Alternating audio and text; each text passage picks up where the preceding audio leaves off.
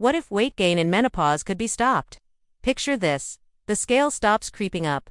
The jeans you love slide on without a struggle. And your energy doesn't crash at 3 p.m. like a phone stuck on 5% battery. Imagine coming back to yourself, not the you from your 20s, but the wiser, kinder, more grounded version. The one who can look in the mirror and say, hey, I like her. If you're 35 plus and starting to notice changes, maybe a softer waist, cravings that suddenly feel bossy, or weight that sticks even when you do everything right, this is for you. This is not about chasing skinny.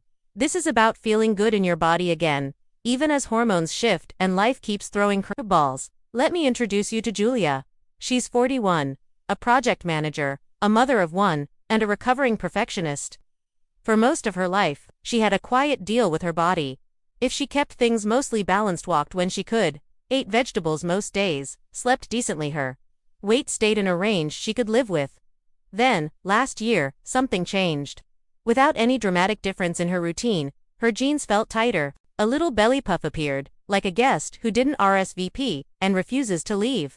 She bought new leggings not for fashion, but because the old ones left a line around her waist that lasted till lunchtime. She tried harder. She cut calories.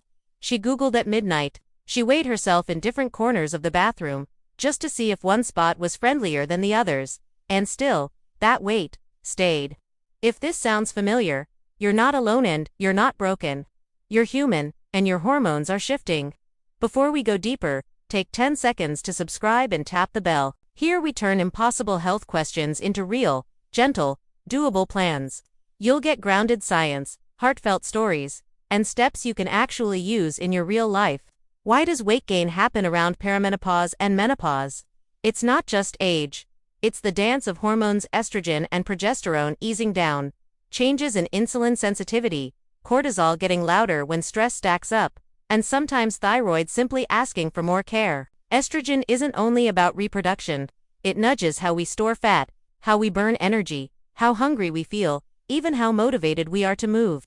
As estrogen floats lower, the body often shifts toward storing more fat around the midsection. Combine that with stress, less sleep, and a metabolism that isn't the 25-year-old high-speed blender anymore, and you get the picture. It's harder, but not hopeless. Let's underline that. Harder, not hopeless. Stopping weight gain in menopause isn't about punishing your body. It's about learning its new language. Julia decided to learn the language. She didn't go on a punishment diet. She did something sneakier and kinder. She made a few rules, small ones she could actually keep. The first was sleep.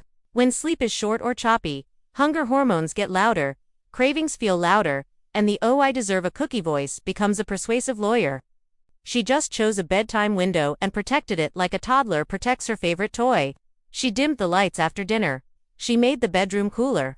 She brewed a tea, sometimes chamomile for calm, sometimes a ginger cinnamon blend that felt like a hug, and she made the last 30 minutes of the night sacred and boring. Boring is the new luxury. Then she tackled meals, but not with a spreadsheet of rules. She focused on one plate at a time. How can this plate tell my hormones I'm safe? Became her new question. Or eggs with spinach and mushrooms cooked in olive oil, plus half an avocado. A big salad wasn't just a salad. It was crunch and color, and fiber, and a gentle, steady message to her blood sugar. We're okay. Dinners got simpler. She started cooking once and eating twice, roasted veggies and a protein that could be reimagined the next day. She didn't outlaw pasta. She learned how to partner with its smaller portion, more vegetables, protein nearby, olive oil and herbs to add flavor without a sugar crash. The trick wasn't less joy. The trick was more satiety. But the real curveball, the one that changed things, was tea. Green tea in the late morning for a mild metabolism nudge and a calm focus. Oolong in the afternoon on days she needed help with cravings. Something about oolong that feels like it smooths out the edges when your sweet tooth is campaigning for office. Hibiscus after lunch or early evening to help with water balance and that puffy, why do my rings feel tight feeling. And on days when stress felt bossy, spearmint, cool, clean, and quietly helpful for balancing that wired but tired feeling. Tea became more than a drink. It was a conversation. Hey body, you're safe. We can do this. Twice a week, 30 minutes, sometimes split into 10-minute chunks. On other days, she walked, not power walked herself into oblivion. She walked with curiosity. She took calls while walking. She wasn't chasing a finish line. She was building a life where movement was normal again. And here's a beautiful thing. When your muscles get the memo, your metabolism politely clears its throat and says, "Ah, I remember you." There were stumbles. There are always stumbles. One night, after a day that felt like a blender without a lid, she stress-snacked through the pantry chips, crackers, chocolate. She went to bed annoyed with herself. In the morning, she didn't punish herself with a detox. That's the line most of us need tattooed on our hearts. The next right thing is more powerful than the perfect thing. Menopause doesn't ask for perfection. It asks for patience and pattern. Cravings get louder when stress is up, sleep is down, and your meals are mostly carbs, without protein or fat. If you're 35 plus and you find yourself standing in front of the fridge at 9 p.m., searching for something sweet, it's not a moral failure. It's your biology trying to self-soothe. Give it something to work with earlier in the day. Protein at breakfast, fiber every meal. And if the evenings are when the snack dragon wakes up, try this. A warm mug of ginger cinnamon tea after dinner, pair sweet with ritual, and you'll find you need less to feel satisfied. Julia also learned to be kind to her nervous system during the day. A 5-minute breath break in the car before walking into the house. 2 minutes of box breathing before opening her inbox. All of it changes weight loss, because cortisol, isn't just a stress hormone at S. A story your body tells itself about whether it's safe to let go. If the story is, "I'm okay," your body releases. Another day. She read about pairing oolong tea with a protein-rich snack around 4 p.m. to derail the dinnertime cravings train before it left the station.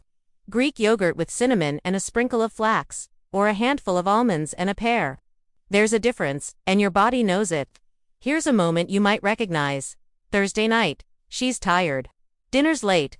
Then she pulls on the jeans she had dared to try in 3 months just to punish herself, she thinks. The button closes without negotiation. She stands there, surprised, and then she does that little happiness hop that all women do when nobody's watching. It's not about the jeans. It's about possibility. It's about a quiet wind that whispers, "Keep going." How do you actually stop weight gain in menopause? You build a life that makes it easier to maintain, and sometimes gently lose, without making your body feel hunted. You create a tea ritual that replaces mindless snacking with mindful comfort. You become a custodian of small levers instead of a prisoner of big promises. Let's address the two elephants in the room. Perfection and speed. Perfection is a mirage. Momentum loves small wins. 1 extra hour of sleep. 1 cup of oolong instead of a vending machine spiral. If you stack these ones for a week, then a month, then a season, the mirror changes, the scale softens, the way your clothes fit starts to feel like a conversation instead of a fight. Julia once wrote on a sticky note, "I'm not bloated, I'm just emotionally carbonated." It made her giggle on a bad day. She named her evening impulse Greta, because giving it a name made it easier to talk her down. "Not today, Greta. You can have a ginger tea and a hug." Silly, maybe. Effective, weirdly, yes. Humor doesn't burn calories, it burns resistance. Let's loop in one more friend you may not have considered. Light.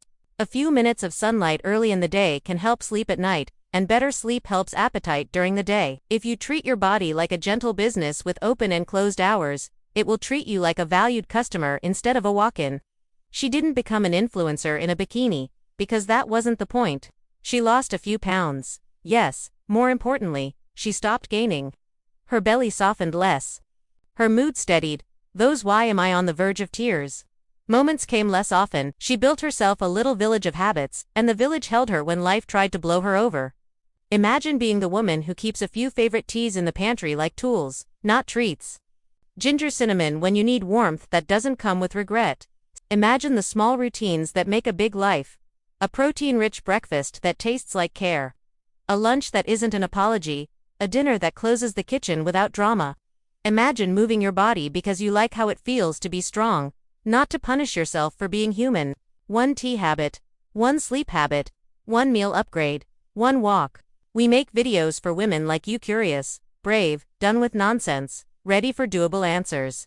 And since this topic is big and personal, we put together something that many of you have been asking for.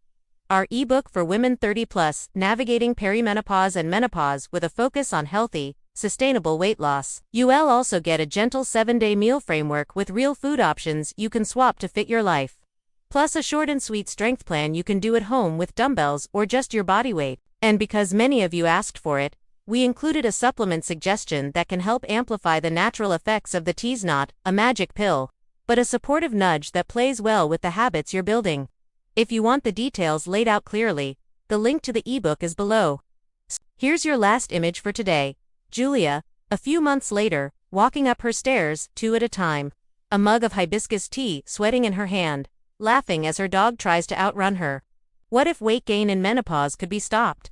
Maybe the bigger question is, what if you didn't need to fight? What if you could partner? If that feels like a relief, it's because it is. Tomorrow, take a walk. Next week, pick up something a little heavy. Then keep going, slowly, kindly. Your body is listening. And she will respond. Subscribe if this resonated. Share it with a friend who needs the reminder. We're in this with you, 1 cup, 1 plate, 1 breath at a time.